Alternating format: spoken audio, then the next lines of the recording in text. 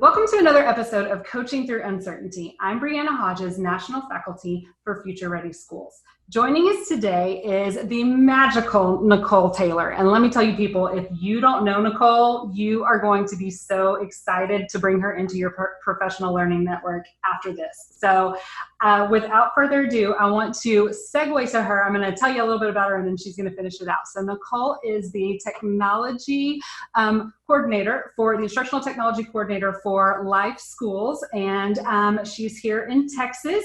And I'm going to go ahead and kick it over to Nicole. So Nicole, tell us a little bit about yourself, where you are, and who you serve.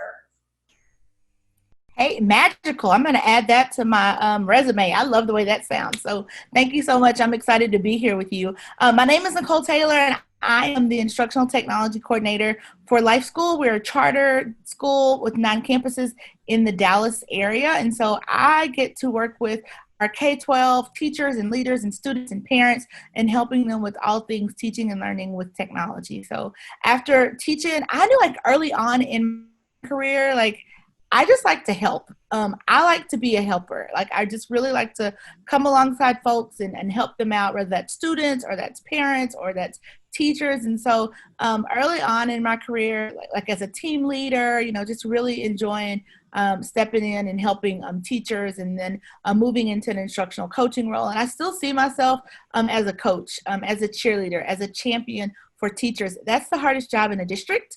It's just now, coupled with my love for teaching and my love for learning, I now just get to help them do things better with through the lens of technology. I love that, and I can totally empathize. We have worn similar hats in our life, and one of the things that I say about coaching, also I know you and I share our love for sports as well, and being a coach is one of those things where it's so great because you get to participate in the game. You get to help build people's skills and their strengths and their passion for the game. But when it all comes down to it, you don't get to walk out on the court. You have to pass it over to them, and you have to trust that you've prepared them in the best ways possible. But you're always there. They can look to you. You can pass back that information back and forth. You can call timeout and bring them over and calm them down again. But there comes that time, just like being a parent, where you have to let go of their hand and see how it goes. And so you are phenomenal at that. Oh, thank you. In action, and I'm just super excited to get to bring some of your tips and tricks and wisdom to our listeners. So that said, thank you. Absolutely. One of the things that has always jumped out and struck me with you, Nicole, is that you are all about the instruction. You're not about the trick and the bling and all of the extra stuff of it. You are about the true pedagogy and pushing forward that information and really coming up with it in the way that is going to be best for the kids.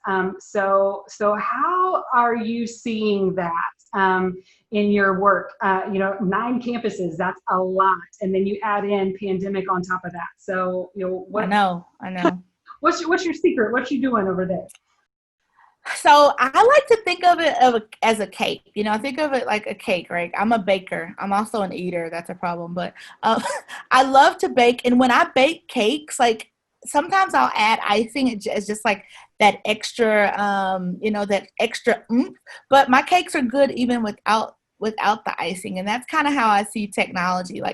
The teaching, the learning, the pedagogy, the knowing your curriculum, the knowing your students, the classroom management, that's the cake, right? And if the cake is horrible, it doesn't matter what tech tool or what icing you put on top, it's going to be horrible. There's no tech tool to make you better with classroom management. There's no tech tool to help you when you don't know your content or you don't have relationships with your students. And so at my heart, I'm a teaching and learning girl. I just happen to love technology too. So I have actually, no one plans for a pandemic. So I don't want to say yippee, yay, I'm excited about the pandemic. But I will say that what I have been excited about is the way that our teachers have really stretched and the way that they've allowed themselves to grow.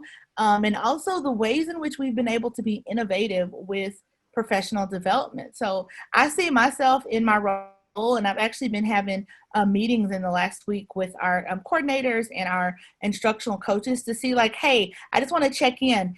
How can I better support your work? Like, how can I support your work? We don't have an end-of-course instructional technology exam. No one's taken a state instructional technologies exam at the end of the year. So my job is to make sure that whatever I do, that it pushes kids towards being, being successful. So I want kids to be able to be able to learn, and I want teachers to be able to teach through technology. So I will say that I have been, we've been able to be very innovative with our professional development in partnering with the teaching and learning folks who are writing curriculum and rearranging standards. And so we took a lot of our professional development online. Why? Because the whole world was shut down, right? So we had to. But I learned quickly when the pandemic hit that I could not survive off of like 2 hours of sleep every couple of days, which is what I'm sure that's what a lot of us were doing at first. And so I just kind of looked at it, back to my instructional coaching days and said, hey,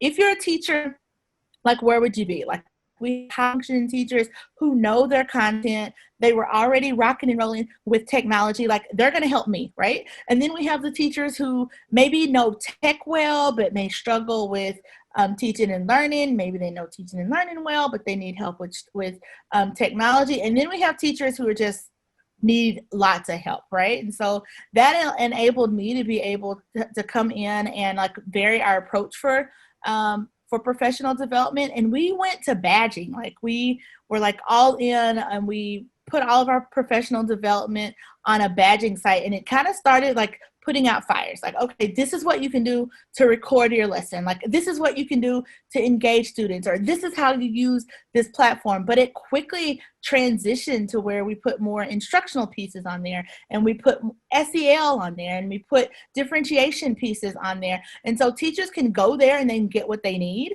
or if they need me, they can, of course, request a one-on-one, and we can hop on a call. And now that we're back face-to-face, because we have some kids in school, we have some kids at home, like, this is just something, I feel like the pandemic has changed the way we do teaching and learning, and it's going to be this way. And so we have to be able to adapt. We have to be able to be flexible. We have to be able to meet teachers where they are and offer varied approaches to teaching and learning, not just for kids, but also for the adults that we serve. And so I'm seeing that the same things that we did back in March, that those things are being really beneficial in order to meet the needs of teachers even now. There's so much in what you said. I mean, and I'm just giddy. I'm like, my cheeks are going to hurt by the time it's all said and done, because I'm just smiling ear to ear with all the things that you're going through. Because I really, it resonates with me when you talk about like, this has changed so much of what we've done. And, even though we hope that this, living through a pandemic will be a once in a lifetime badge that we've all earned. But at the same time, there are circumstances that will always be in our world that will, that we're going to need to not be in the same location, right? Like, learning doesn't have a location anymore at all. And I think that it's so important for us to not, tread water around that. Like, all of us, there's a lot of people that are like, oh, we can just get through this spring, right? Then it kept coming, right? And then, if we can just get through the fall, then it'll be back to normal. And when we think of it that way, it's very difficult to make the changes, right? And for those of us who, right, a lot of that work before the pandemic, that was always one of those, resisting, kind of pushbacks, right? Of like, well, it's never going to happen. It's never going to happen. Well, then when it does happen, it's like, oh, like you said, it's kind of that part where those of us who, so we had tricks, we had our tools that we could immediately go to. And that's where we're trying to, see that work, is that some of the things that we're doing in this pandemic situation are going to still be incredibly important in a face-to-face. Like, I was in a one-to-one school. So learning management system was part of life. Like, that was a great situation. Mm-hmm. That's not going to go away when we're face-to-face all the time again, and same thing with doing, differentiated assessments through video, through audio, through, multiple modalities that are coming in there. That's not that's not going to go away. And I think it's tapping into the genius of so many people, that I don't know very many teachers who are going to want it to go away really by the time it happens, because you get to see those kids that haven't been successful in certain ways now get to be successful in that way, and vice versa, right? Like now we get to do a little bit better job of picking what serves that individual best, and offer them lots of ways. So I'm so excited to hear that, and I'm loving you talk about that trickling over to the teachers, right? It's not just what you're going to do for the kids. It's, we're going to do this for you all. You're going to get a taste of it, and now you know what to do as it comes into it. But I think that's so important, and that's one of the things that I've always thought, as a supporter of teachers, is that like we want them to give kids voice and choice. Like we've heard that so many times. Then we want them to, allow kids to be creative and allow kids to be but when do teachers get to experience all of this amazing stuff that we want them to give kids? It's so important that we design teacher learning to be a reflection of what we want students to experience in the classroom with teachers. Like we can't sit them through a full day of lecturing and I can't sit through a full day of I can't present a full day of PowerPoint. I'm just not wired that way. So if we want our students to, be, global collaborators, and we want our students to be able to advocate for themselves, and we want our students to be able to be creative and reflective, like we have to make sure that how we're supporting teachers pushes them to be reflective practitioners, and it pushes them to let us know when we're helping them and when we're not, that we open that doorway for two-way communication as well. So I'm gonna kind of scooch us a little bit over into a side conversation off of that, because I happen to know that you are an incredible mama in addition to also being an educator. I know that, well, at least I think I know that having kids definitely changes who you are as an educator. At least it did for me, right? Like it brings an empathy. It brings a perspective and kind of challenges your thinking around what you thought you knew about kids, I think, or at least it for me. You have twins on top of that, and a king and a queen. You have a little prince and a little princess, and so you have an even, in my opinion, an even greater lens to look through for some differences between that. So how has being a parent within all of this, seeing your own kids kind of handle the challenges of learning in these ways, how has that kind of played a role into your role as an instructional coach? Well, I just think, first of all, thanks, because being a mom is probably my greatest title. And so we have you've met the 9-year-old, my daughter, and so we have the 9-year-old twins, but we also have a 16-year-old son. And so we've tried to follow their lead. And so we sit down, and early on, we were like, hey, these are the things that you need to complete every day. They know the things they need to complete every day. But I will say that I've been very surprised at the way in which they've been able to handle it. And also, because my kids are still learning from home, how they're able to connect and interact with their teachers. So I'm seeing my 9-year-olds like send their teacher a message in Google Classroom, hey, I need help, or hey, can we meet, or hey, can we jump on a Google meeting, or what have you. So that for me, like I wasn't doing that at 9 years old. I didn't know how to reach out and set up an appointment with my teacher. So it goes back to teaching and learning as we know it. Like we got to get rid of that. we've got to get rid of that. I don't know what 5th grade will look like for Caden and Kaylee, because they're in 4th grade now, but I know it can't look like 3rd grade, right? Where they are no longer going to be able to just go sit in a classroom, wait on the teacher to tell them what they need to do. They need to have some voice. They need to have some options. So like now, I mean, they get up at a certain time.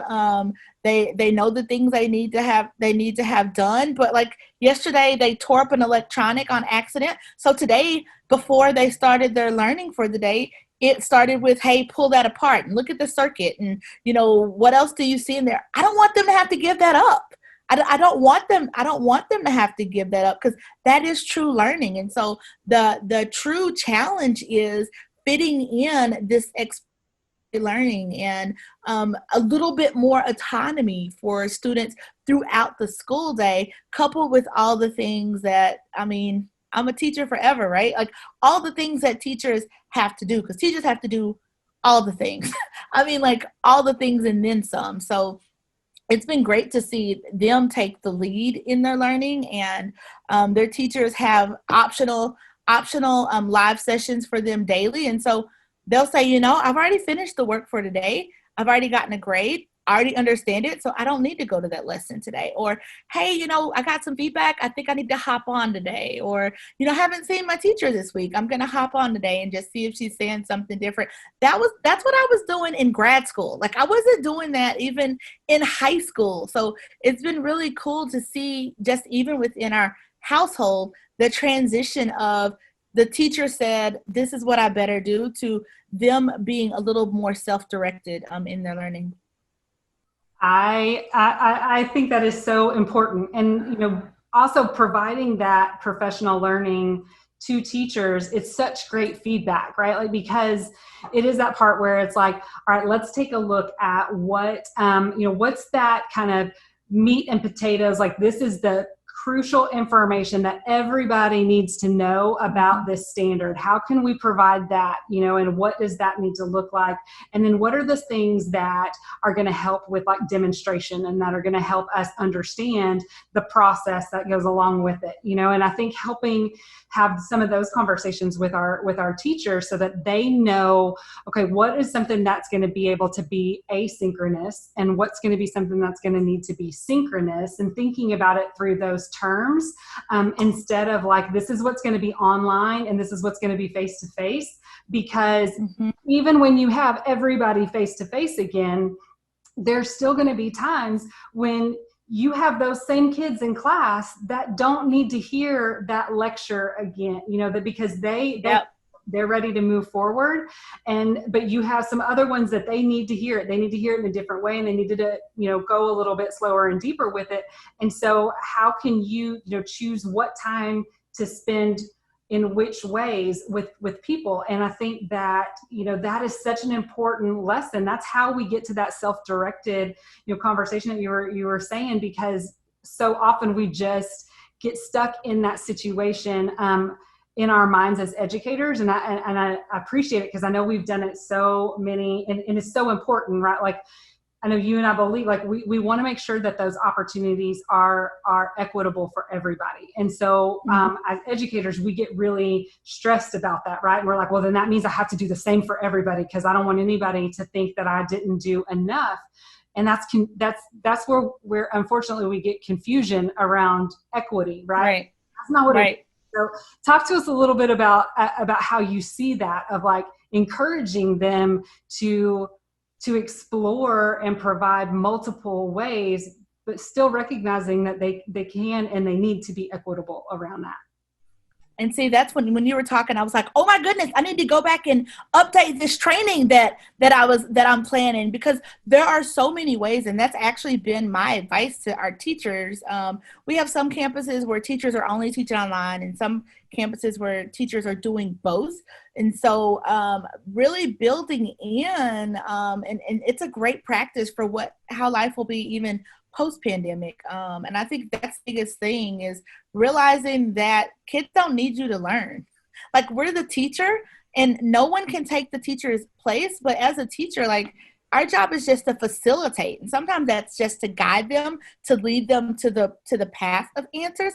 But it's to be there to help them and push them, and kind of push them to be inquisitive and to wonder, and because you want them to be self-directed. And I think this is really different, and it's really different for us, because that's not the way we learned.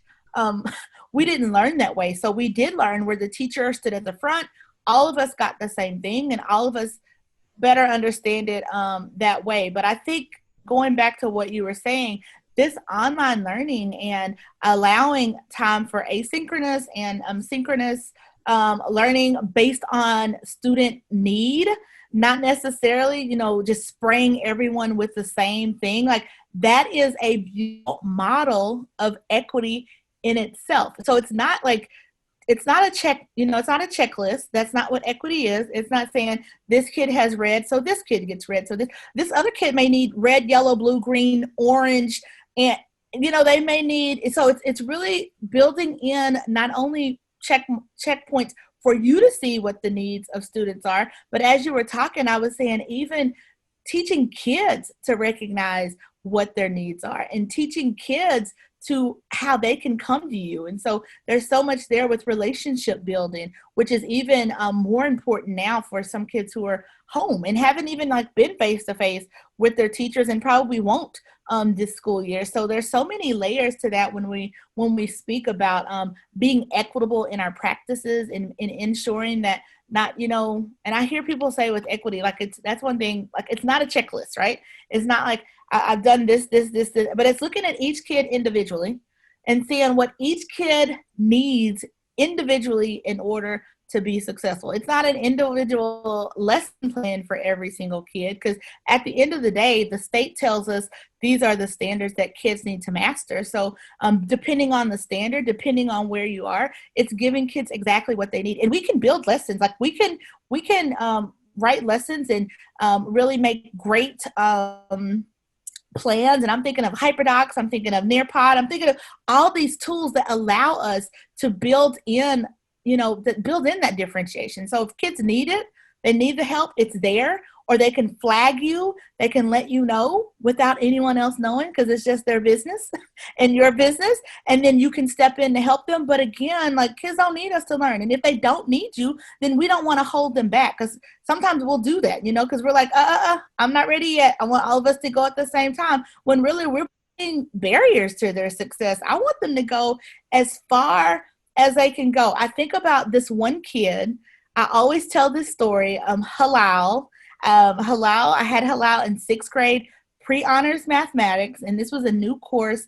I was an instructional coach, but we were launching this new course, so of course I wanted some of the action. So I was like, just let me teach one section of this pre-honors math class, and I was ready. I studied all summer. We got new math standards. There was another guy teaching a section. We studied, we prepped, and I was ready. And within the first week or two, he asked me so many questions, and his goal was to catch me doing something wrong, to correct me. And then he also, I pulled him aside for a conversation, and he gave me the feedback. He said, "Miss Taylor, your class is great, but you talk too much. You talk too much." He was like, "I had it 15 minutes ago. Can you just come in, give me a snippet, and then just let me go?" He goes, "Because my goal is to go and play around with it." He said, "I want to see if I know it better than you," which I thought that was great. But then he also said, and I need time with it by myself without you talking. That kid, and that was probably year 11 or 12 for me as an educator. That kid changed the game for me. So I don't take myself too seriously as a teacher. I don't take myself too seriously as a PD provider. I'm a facilitator. And sometimes being a facilitator means I need to get out of your way, because I don't want to be the barrier. I don't want you waiting on me to go as far as you can go. So shout out to Halal. I love that. It reminds me when my son was 3.5 and my daughter was an infant, and I was at that part where everybody was talking to me all the time, and I hadn't slept and all of those things. And I remember clear as day my son asking me, I don't remember what question he asked me, but he asked me a question, and he'd asked me every question that he possibly could. And I know that I just had that feeling where you can't answer anymore. And without thinking, I just turned, I looked at him and just said, "I don't know."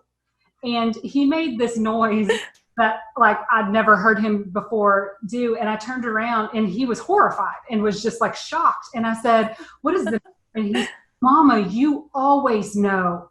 And I've had a moment, just like you said, where I was like, "Oh my gosh, I do not always." Yep.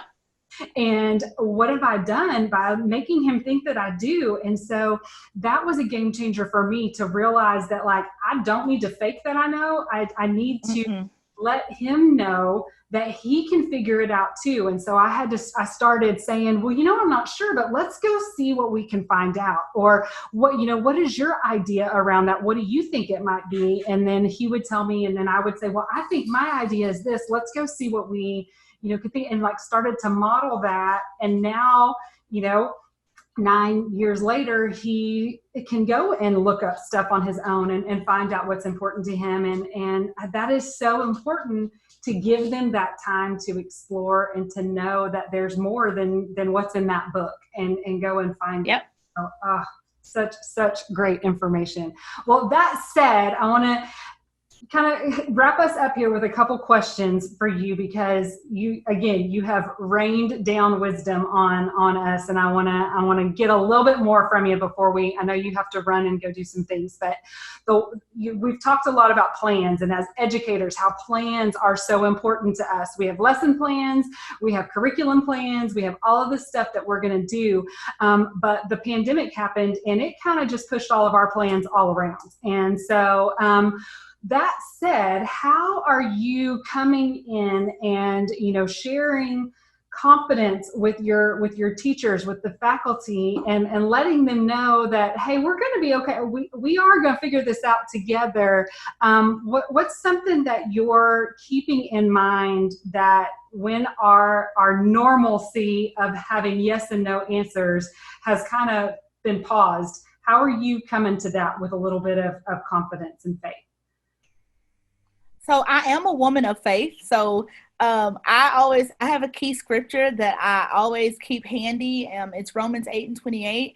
And it just reminds me, like, those of us who are doing good, I mean, we're doing this for kids. At our core, we're doing this for kids. I don't know if it can get any better than that. So those of us who are working towards doing good and putting out good in this world, in the end, I just believe this scripture, because it says that things are going to work out for the good of those of us who love God, and we're doing his good and perfect work, right? So I'm still working on the perfect part. I'm perfecting that part. He's perfecting me. But I keep that scripture in my heart. I keep it at the forefront of my mind in all things that I do, that it's not about me. Like, I'm a servant, and I really try to make sure that I never say, like, my teachers or my ideas. Like, it's like, these are the people I support. So how can I support you? So anytime I walk into a space, it's, hey, what do you think? How can we work together? How can we, be partners in this? And I never want to lose sight of the fact that I am a servant, and it's my job to help support the work. And I just try to keep myself available. Teachers have full access to my calendar. If they need to set up a Zoom, if they need to set up a phone call, and some of those Zooms and some of those phone calls have been just to help teachers wipe tears, or to hear about how hard things are. And so everything's not related to teaching and learning and standards and technology. Sometimes teachers just need to know, like, you see me as a human, and I can come to you and I can talk to you about these human things. So I think that at my core, I just care. I want to help people. So it's easy for me to do that and open that door. And when people see that, it's easier for them to partner with you. It's easier for them to trust you, because they as a partner, for sure. You started off this conversation by saying you were a helper, and you brought it back to that. I think that's so important. We are here for this purpose, which is to help kids. And just like in the classroom, mm-hmm. we don't have to teach content for 8 hours a day, 6 hours a day. No. A lot of what we're doing is wiping tears, is, yep.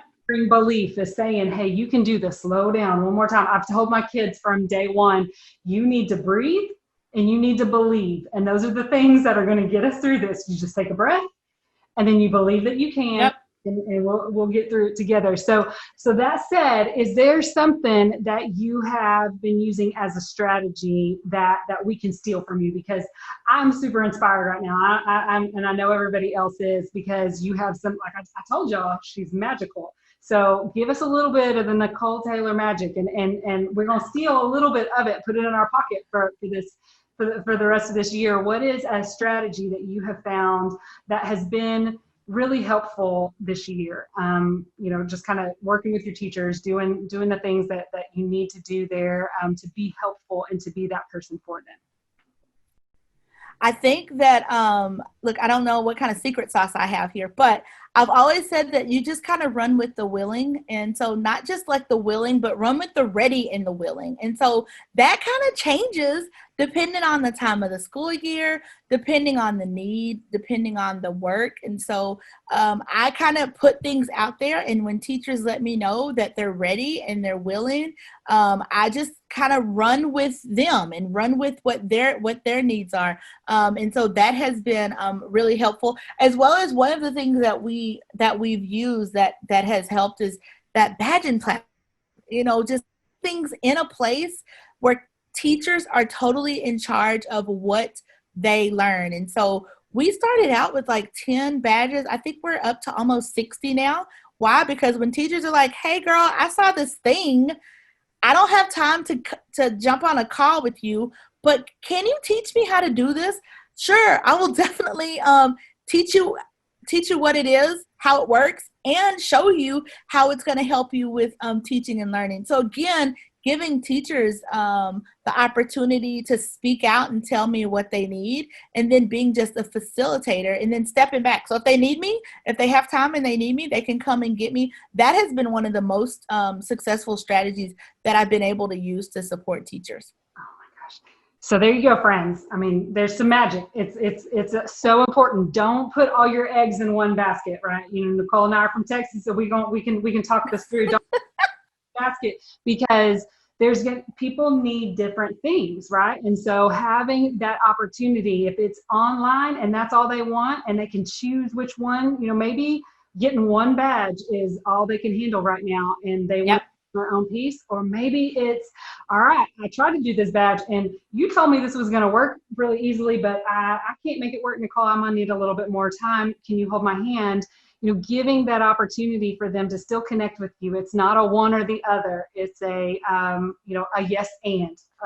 And so yes, a yes and for the toolbox. Thank you so much for that.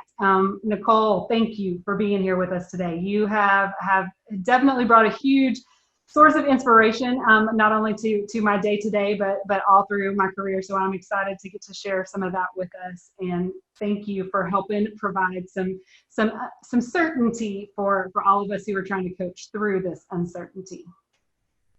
Well, thank you so much for the opportunity. I love talking to you. And earlier, I was like, let me take notes. Let me capture that, because I feel like you're somebody that I continually learn from as well. So thanks so much for this chat today. We are all in it together, certainly are. All right, thank y'all. We will catch you on the next episode. Coaching Through Uncertainty is a Future Ready Schools podcast series that explores the new shifts in teaching and learning that are happening right now. Future Ready instructional leaders, coaches, and teachers are navigating challenges that were theoretical, optional, or barely feasible only last year, but have now become full-blown, full-speed, in-the-moment realities. Coaching Through Uncertainty is hosted by me, Brianna Hodges, National Faculty for Future Ready Schools. In each episode, we'll connect with Future Ready coaches on a mission to inspire, engage, and amplify innovative professional practice. We'll hear from the nation's top instructional leaders as they share their experience, expertise, and advice to reimagine teaching and learning to better suit today's learners with tomorrow's tools. You can subscribe and listen to Coaching Through Uncertainty wherever you get your podcasts. Go ahead and subscribe so you don't miss an episode. Coaching Through Uncertainty and Future Ready Schools are projects of the Alliance for Excellent Education. Together we're better. Together we're future ready.